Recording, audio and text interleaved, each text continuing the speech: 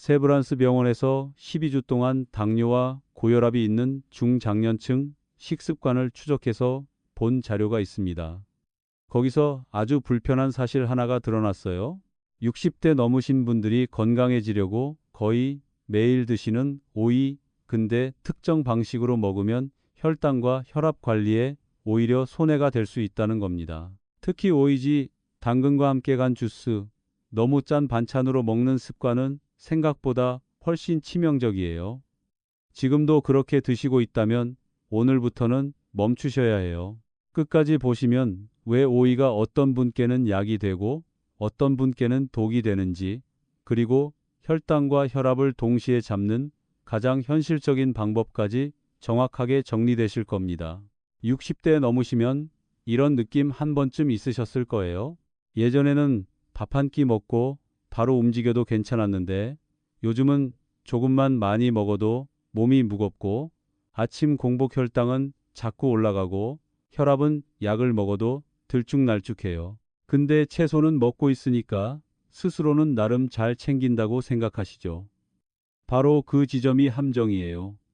채소를 먹는다고 다 같은 결과가 나오는 게 아니거든요.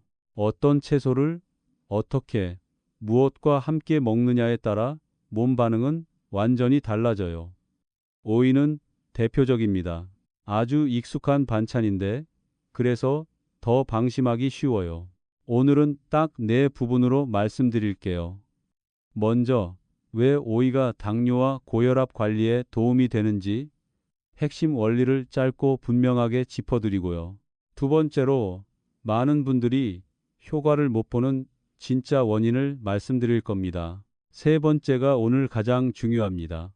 오이를 먹으면서 가장 많이 하는 금기 조합과 실수 5가지를 정확하게 끊어드릴 거예요. 그 다음 네 번째로, 혈당과 혈압을 동시에 잡는 현실적인 해결법 5가지, 시간대별 섭취법, 실제로 따라하기 쉬운 식탁 구성까지 정리해 드리겠습니다. 중간중간 놀라실 만한 지점이 나와요. 여기서 끝이 아니에요. 먼저 한 분 이야기를 드릴게요. 청주에서 30년 넘게 식당을 하신 63세 어르신이 계셨어요. 당뇨가 15년, 고혈압도 같이 있었고 약도 여러 종류를 드시고 있었어요. 이분이 처음 오셨을 때 하신 말씀이 아직도 기억납니다. 선생님, 저는 맨날 채소 먹어요. 오이도 거의 매일 먹는데 왜 혈당이 더 오르는 것 같죠? 처음엔 저도 양이 적어서 그런 줄 알았어요. 근데 식사 내용을 자세히 듣고 나서 이유를 바로 알겠더라고요. 오이를 드시긴 드시는데 오이지로 드시고 아침엔 당근이랑 같이 갈아 드시고 점심엔 짠 국과 같이 드시고 있었어요. 건강식이라고 믿었던 방식이 알고 보니까 몸에 부담을 주는 방식이었던 겁니다. 이게 뭐지 싶으셨을 거예요. 사실은 이 실수가 너무 흔해요. 이제 첫 번째 큰 부분입니다. 오이가 왜 원래는 좋은지부터 분명히 알아야 해요. 오이는 95% 이상이 수분입니다. 그래서 많은 분들이 그냥 물 많은 채소 정도로 생각하세요. 근데 그 안에 칼륨이 들어있고 열량이 낮고 수분 보충에 유리하고 식사 전에 먹으면 포만감을 조금 만들어줘서 전체 식사량을 줄이는 데 도움을 줄 수 있어요. 특히 짜게 드시는 습관이 있는 분들에겐 칼륨이 중요합니다. 우리 몸은 나트륨이 너무 많아지면 혈관에 부담이 가고 체액 균형이 흔들리면서 혈압이 올라가기 쉬워요. 이때 칼륨이 충분하면 나트륨 배출을 돕는 방향으로 작용할 수 있습니다. 그래서 싱겁게 먹는 식사와 함께 오이를 곁들이면 혈압 관리에 유리해질 수 있어요.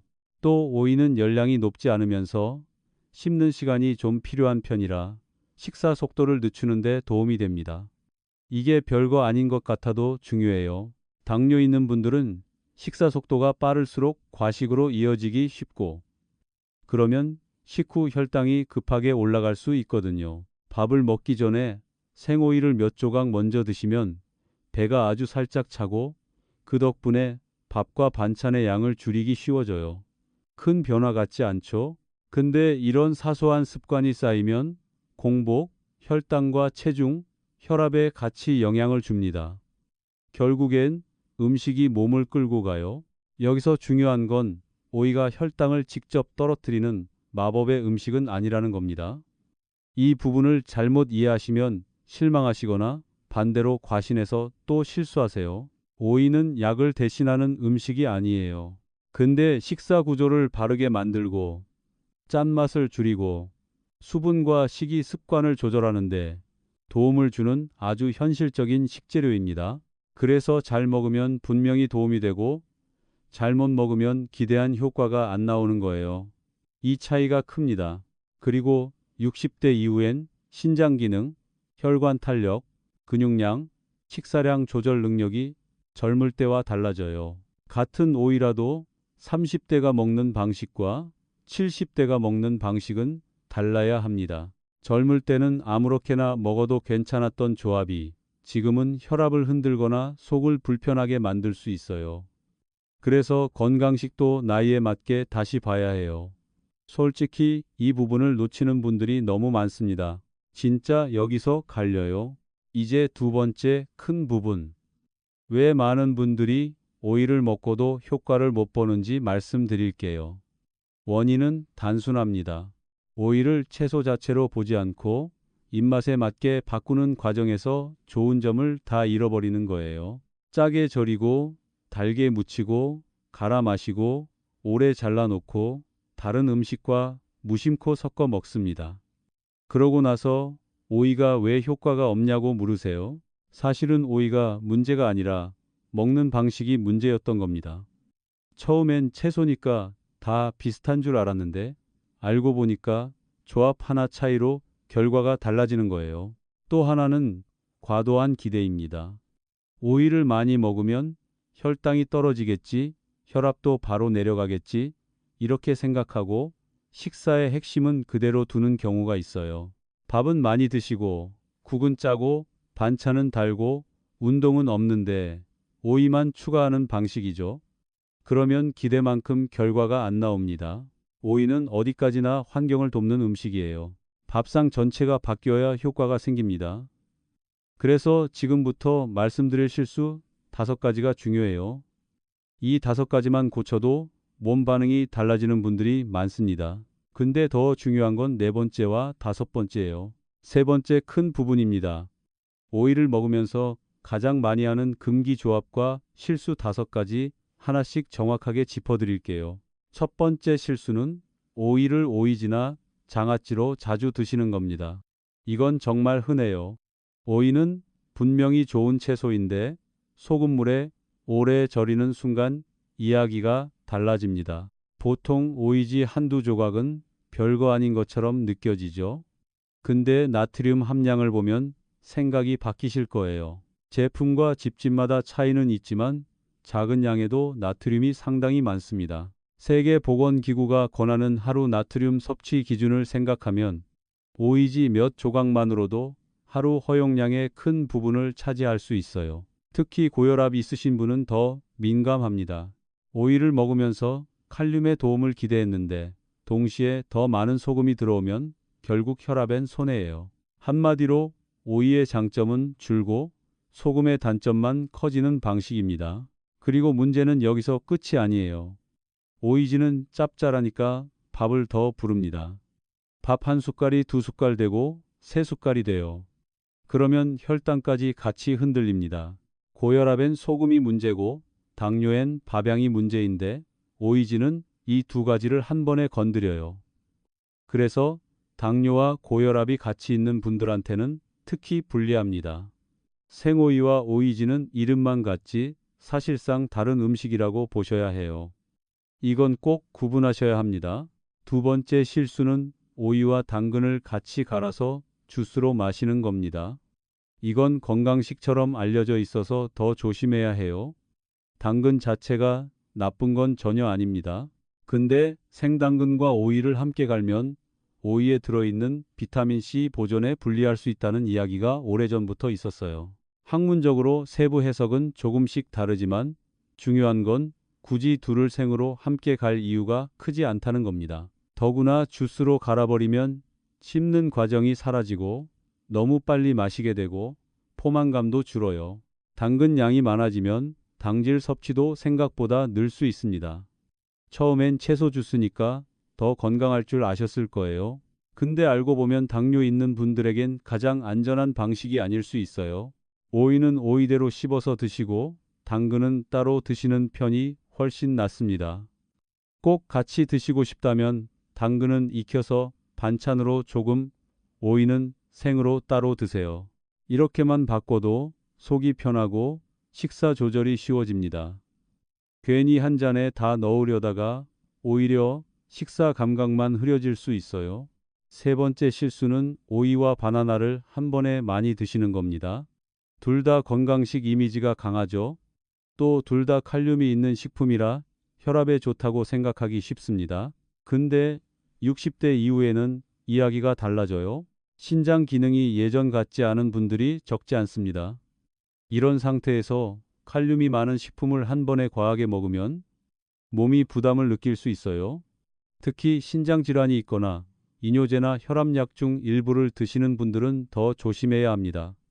무조건 나쁘다는 뜻은 아니에요. 문제는 양과 타이밍입니다. 오이 2개에 바나나 2개를 아침 공복에 한꺼번에 드시는 식은 피하셔야 해요.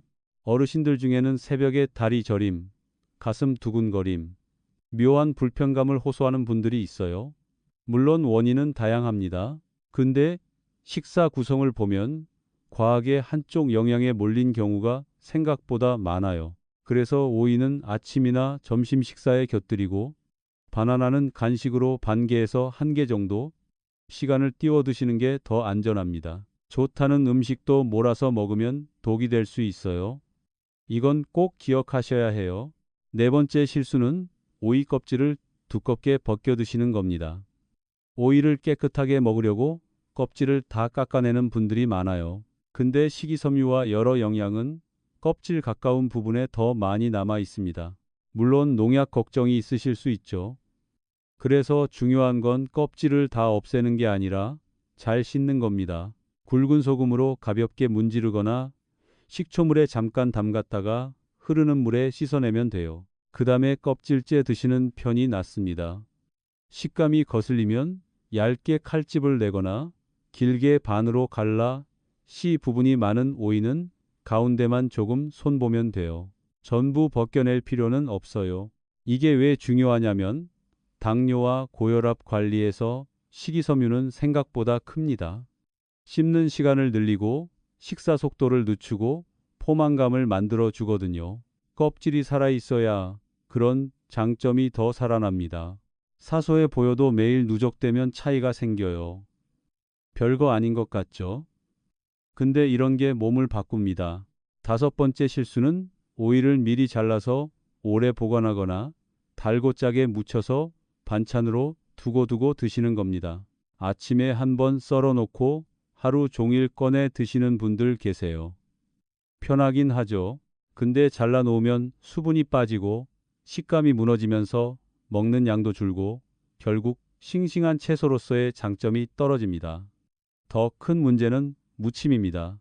고춧가루, 설탕, 식초, 소금, 액젓, 참기름을 넣고 강하게 무치면 입맛은 살아나요. 근데 당뇨 있는 분들에겐 당분이, 고혈압 있는 분들에겐 나트륨이 동시에 늘어날 수 있어요. 특히 식당 반찬처럼 간이 센 오이 무침은 생각보다 위험합니다. 채소 반찬이라고 안심하면 안 돼요. 오이는 가능한 한 먹기 직전에 잘라서 간을 최소화해서 드시는 게 좋아요. 정말 간단하게 소금 한 꼬집도 없이 또는 아주 약하게만 간해서 드셔보세요. 처음엔 심심하다고 느끼시겠지만 며칠 지나면 입이 바뀝니다.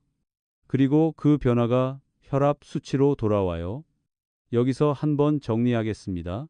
오이지, 생당근과 주스, 바나나, 과다 동시 섭취, 껍질 과하게 제거, 달고 짜게, 오래 무쳐 먹기. 이 5가지가 가장 흔하고 가장 쉽게 고칠 수 있는 실수예요.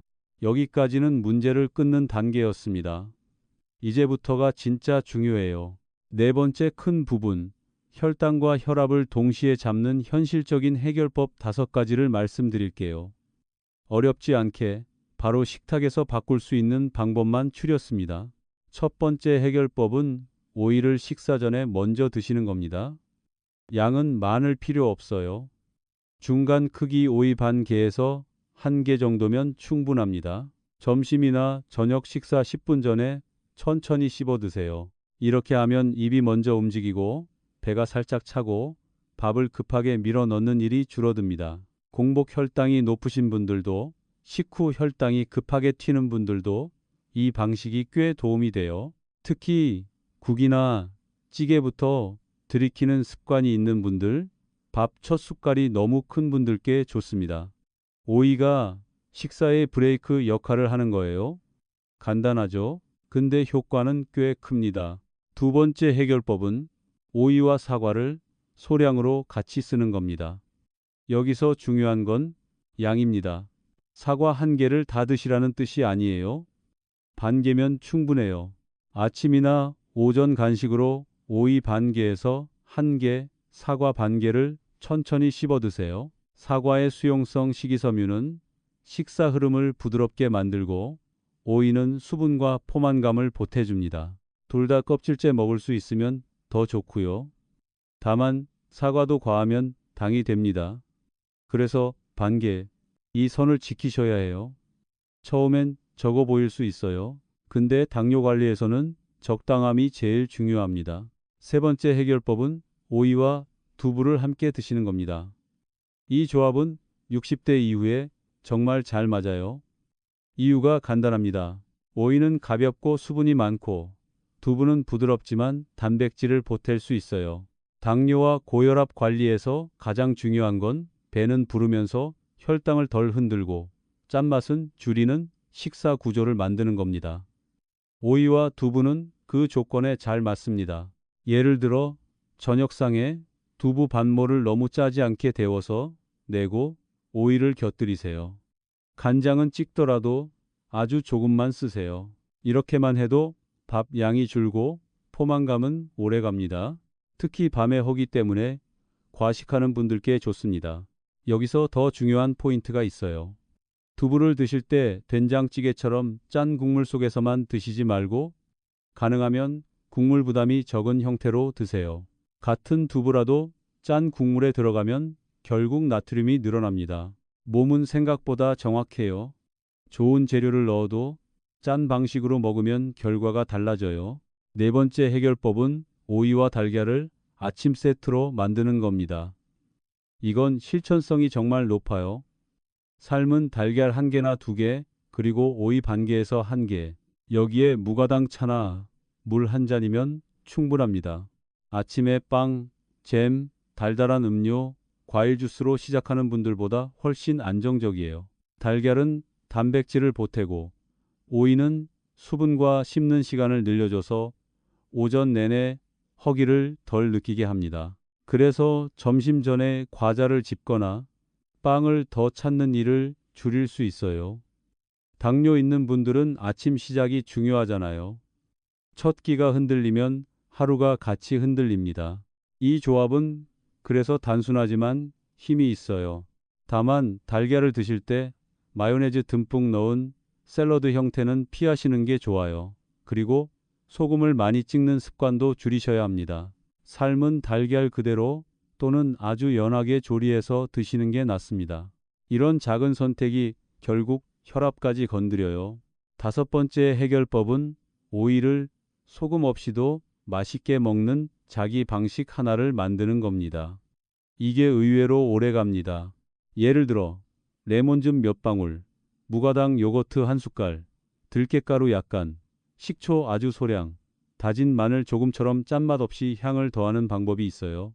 또 오이를 길게 썰어서 차갑게 두부와 같이 먹거나 삶은 달걀 곁들임으로 내면 반찬 간이 약해도 충분히 먹을 만합니다. 입은 익숙함을 따라가요. 처음 며칠만 지나면 짠 오이보다 이런 방식이 훨씬 편해집니다. 특히 밤에 붓는 분들, 새벽 혈압이 높은 분들에겐 이런 변화가 체감으로 옵니다. 이제 시간대별로 더 현실적으로 정리해 볼게요.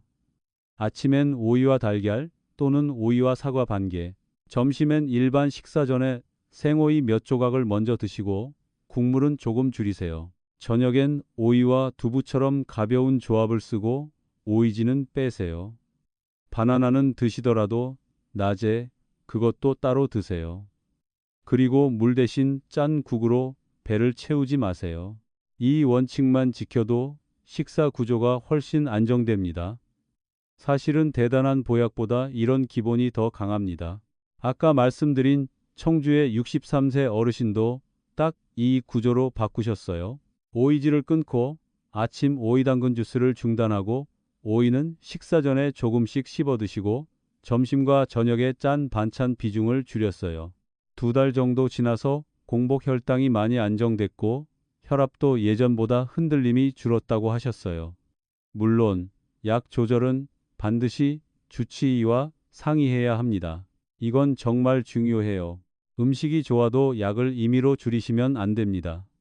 근데 식사 구조를 바르게 바꾸면 몸이 약이 듣기 좋은 환경으로 가는 건 맞아요. 처음엔 오이 하나로 뭐가 달라지겠나 싶으셨대요. 근데 알고 보니까 오이 하나가 아니라 오이를 둘러싼 식사 습관 전체가 문제였던 거예요. 바로 그 차이였습니다.